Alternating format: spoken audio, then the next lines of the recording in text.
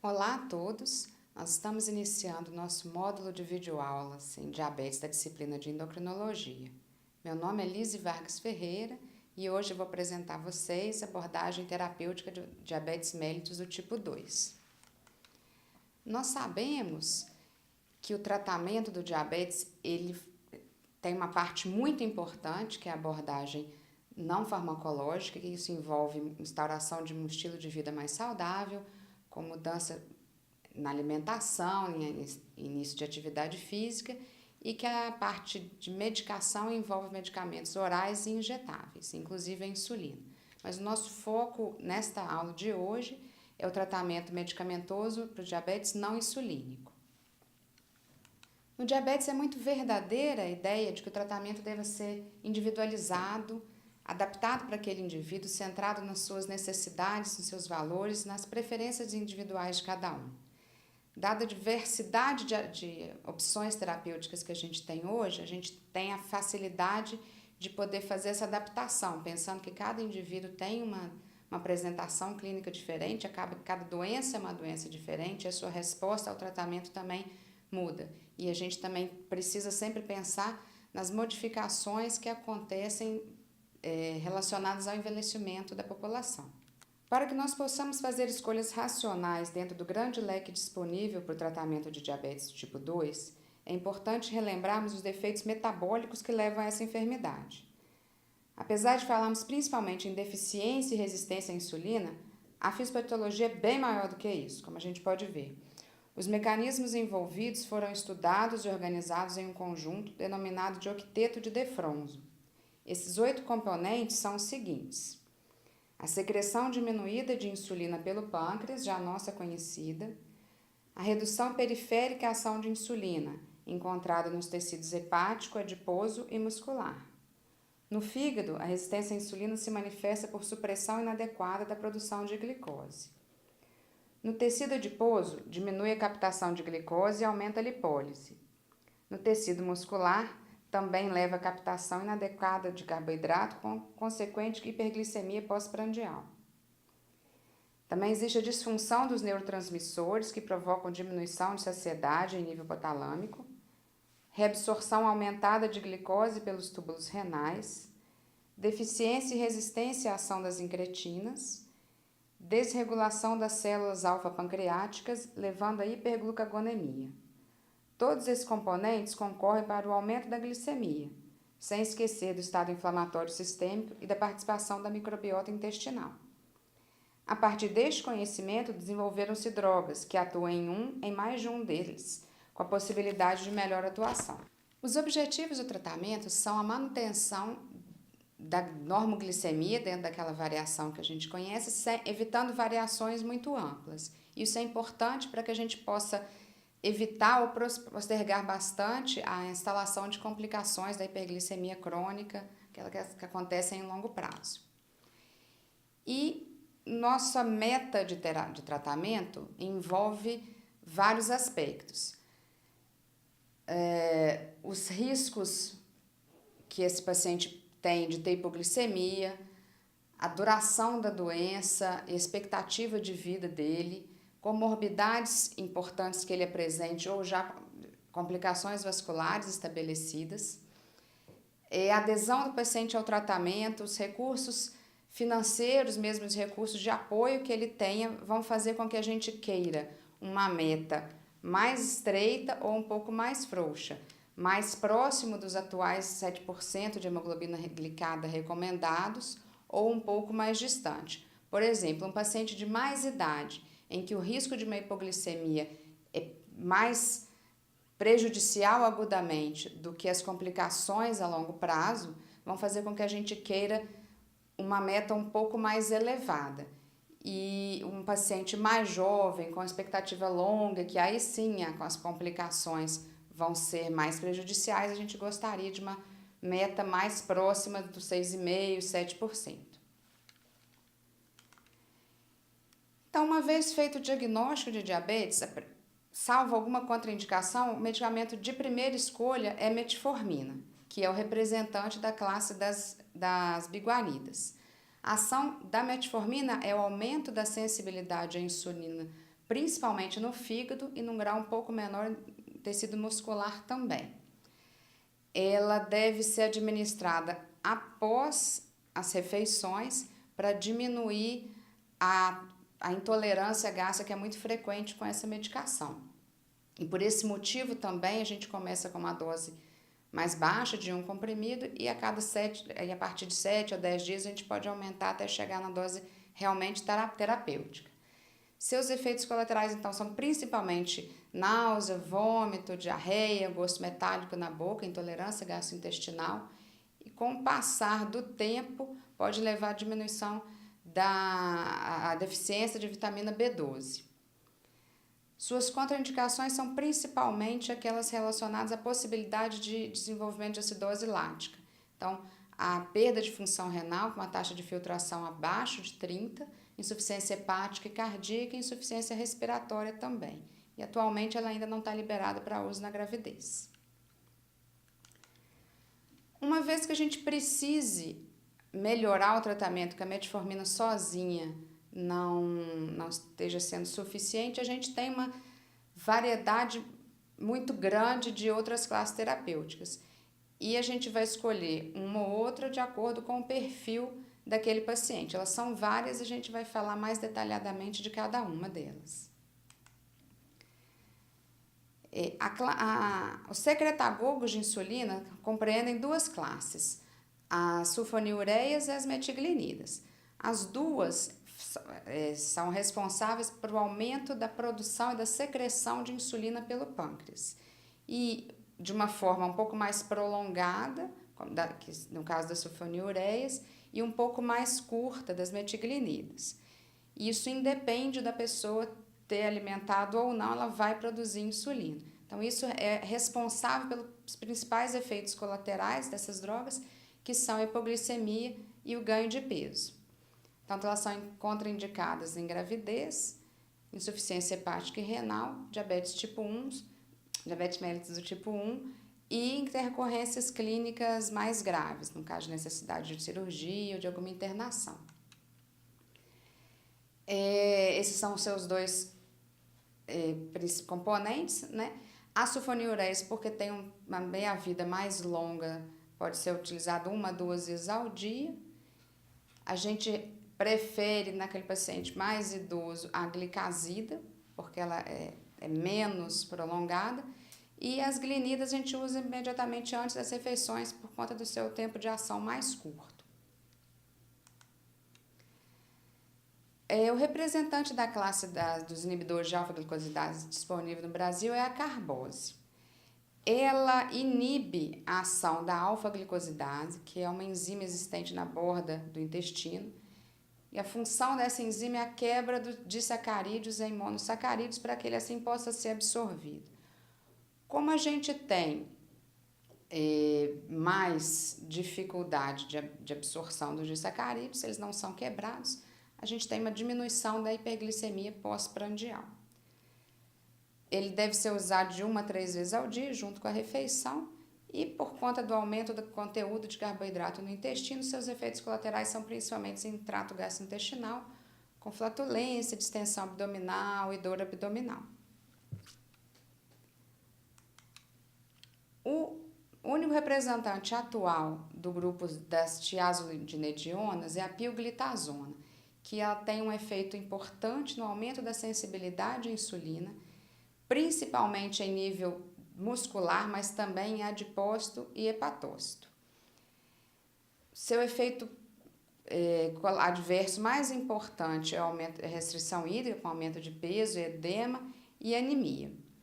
Por causa dessa restrição, as contraindicações são a insuficiência cardíaca, insuficiência hepática e também a gestação. Essa droga está liberada para uso em insuficiência renal.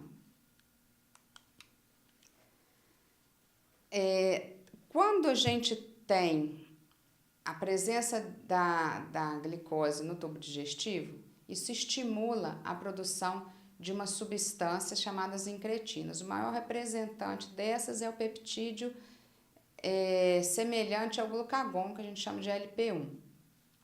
Essas substâncias fazem um estímulo ao aumento da secreção de insulina pelo pâncreas e diminuição da secreção de glucagon. Isso endógeno, ele tem uma meia-vida curta, porque eles são rapidamente degradados por uma enzima chamada DPP-4. Baseado nesse efeito, foi desenvolvida uma medicação que é inibidor dessa enzima. A gente chama o grupo no geral de gliptinas.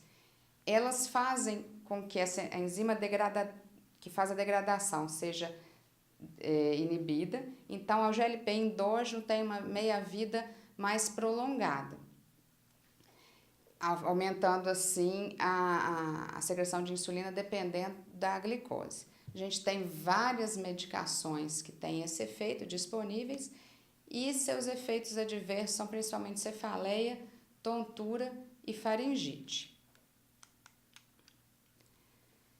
Com a ação naquele componente renal do octeto de de Fronz, a gente tem os inibidores do transportador de glicose e sódio tipo 2, que a gente chama como um grupo de glifosinas. Ele inibe esse transportador que faz o transporte acoplado de sódio e glicose em nível renal, que promove a reabsorção do sódio da glicose que foram filtrados. Como eu não vou ter mais esta reabsorção, eu tenho um aumento de glicosúria e de natriúria.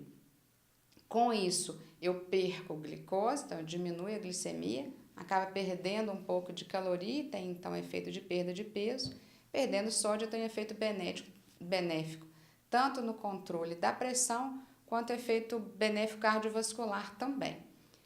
Os efeitos adversos mais importantes são o aumento da possibilidade de infecções no trato geniturinário e hipotensão. Esses efeitos são mais evidentes no paciente idoso.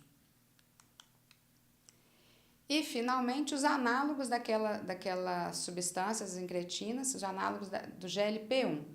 Essa medicação tem um efeito de estimular a produção de insulina na célula beta e inibir a produção de glucagon na célula alfa, mantendo, então, a glicemia em concentrações mais baixas. Além disso, ela tem um efeito em sistema nervoso central,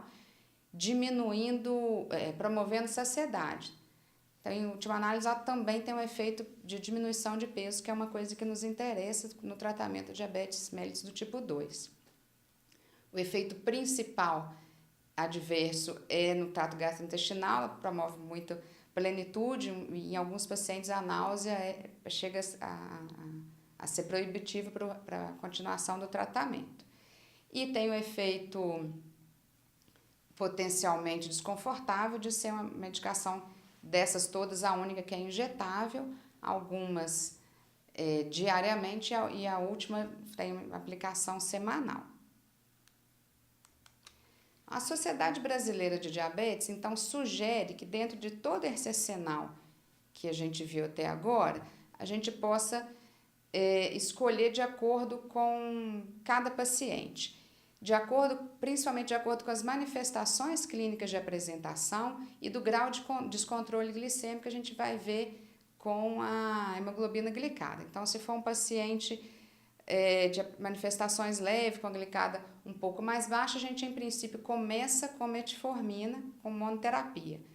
Se as manifestações clínicas de insuficiência de insulina, por exemplo, forem moderadas e a glicada estiver entre 7,5 e 9, a gente pode começar já em associação de metformina com outra medicação oral.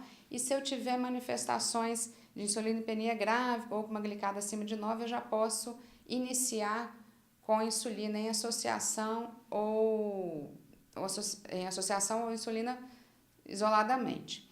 Como a gente vai falar aqui só de medicação oral, a gente vai falar ou de metformina isolada ou em associação com outras.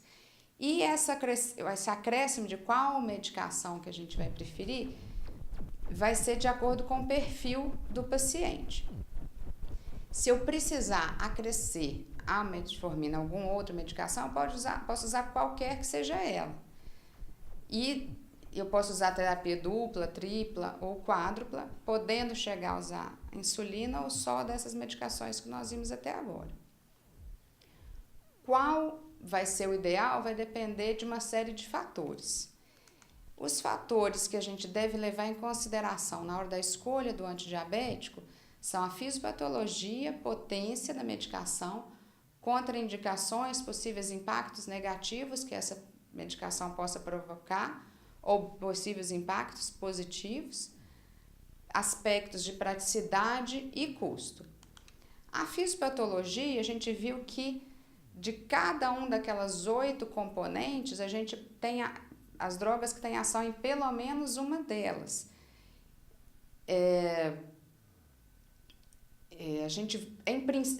Primariamente, a gente pensa, esse paciente tem mais resistência à insulina ou mais deficiência de insulina. E isso, mesmo que a gente hoje não tenha arsenal propedêutico disponível com muita facilidade para perceber isso, a gente tem alguns sinais clínicos.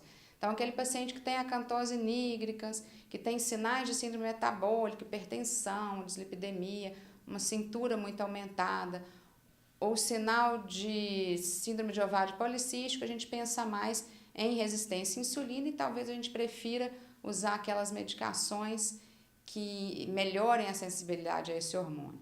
Aquele paciente que já tem uma duração de doença muito prolongada já deve ter caminhado para uma deficiência de insulina mais importante. A gente pode até usar medicações que estimulam essa secreção, mas a gente pode também precisar pensar que ele já pode precisar de insulina. O padrão da hiperglicemia também pode dar alguma sugestão de qual pode ser o agente terapêutico mais adequado. Por exemplo, aquele paciente que tem mais hiperglicemia no jejum pode se beneficiar mais do uso de metformina, que melhora a resistência hepática à insulina. Aquele que tem hiperglicemia mais pós-prandial, talvez possa ser um paciente mais interessante para o uso de análogos de GLP-1 ou de acarbose. São só sugestões, a gente tem que lembrar que grande parte dessas drogas vão ter ação tanto em glicemia de jejum quanto em glicemia pós-prandial. E se for o caso de precisar usar em associação, a gente tem que lembrar em que momento aquela medicação vai fazer mais benefício para o nosso paciente. A gente tem que levar em consideração também a capacidade de redução de glicada da nossa droga, ou a potência dessa droga. A gente tem medicações que vão variar de capacidade de abaixar a hemoglobina glicada de 0,5% a 1,5%. Sempre é bom lembrar que a sulfonilureias tem uma potência alta no início, mas no fim de 12 meses elas têm uma perda de potência. E alguns pacientes precisam de uma redução mais importante, mas alguns podem ser suficiente uma redução menor da glicada. Outra coisa, os possíveis impactos que aquela medicação vai provocar no seu paciente.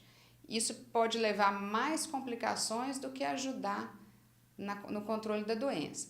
Então, pessoas que têm doenças intestinais ou mesmo só queixas intestinais mais frequentes podem sofrer desconforto muito intenso com o uso de metformina, de análogos de GLP-1 e mesmo de acarbose. Lembrando que os análogos de GLP-1 podem piorar as queixas da neuropatia da gastroparesia diabética. Ainda na metformina, ela está contraindicada em doença renal muito avançada, com taxa de filtração abaixo de 30, e nas situações, mesmo que temporárias, que podem levar a um risco aumentado de acidose lática, né? A doença hepática, alcoolismo, situações de acidose metabólica, ela deve ser pelo menos suspensa. A hipoglicemia é uma questão muito importante, que a gente deve estar muito atento quando a gente vai usar sulfonilureias e as glinidas, principalmente no paciente mais idoso, que tem um ritmo de alimentação muito irregular, que tem uma aderência pior e que está evoluindo para perda progressiva de taxa de filtração glomerular. Essas medicações também, a sulfonilureias, um pouco as glinidas e também a pioglitazona, têm um impacto que é negativo no sentido que eles podem promover ganho de peso, e isso não é uma coisa que a gente quer sempre no paciente que tem diabetes do tipo 2. É interessante que hoje a gente pode levar em consideração também qual o impacto positivo que essas medicações podem trazer, além do controle da glicemia. Esses grupos mais novos, elas promovem também, elas atuam nos componentes assim, metabólico, que podem levar à redução de peso, redução da pressão arterial, melhora do perfil lipídico, principalmente os análogos do GLP-1 e os inibidores do SGLT2. E essas medicações, além da metformina, sabidamente, comprovadamente, tem impacto positivo na proteção cardiovascular. Então, um paciente que já tem esse risco aumentado, são grupos muito interessantes quando a gente pode lançar a mão deles. E a gente sempre tem que levar em consideração aspectos práticos mesmo, o que é mais fácil para o meu paciente. O que é melhor para aquela pessoa, usar muitas medicações, medicação oral, medicação injetável, às vezes ele tem dificuldade de deglutir a injetável, apesar de ser desconfortável, pode ser uma coisa interessante. A frequência de uso, se eles vai lembrar de usar todas aquelas medicações que precisa, alguma medicação que faça mais necessário a monitorização de glicemia capilar. E óbvio, quando a gente está falando de saúde pública, de uma medicação crônica, o custo a gente tem que lembrar sempre disso. Medicações que o paciente não consegue usar por muito tempo vão acabar comprometendo a aderência, o efeito que a gente gostaria do tratamento. Só para a gente relembrar, no diabetes é uma doença em que a gente deve tentar individualizar o máximo possível.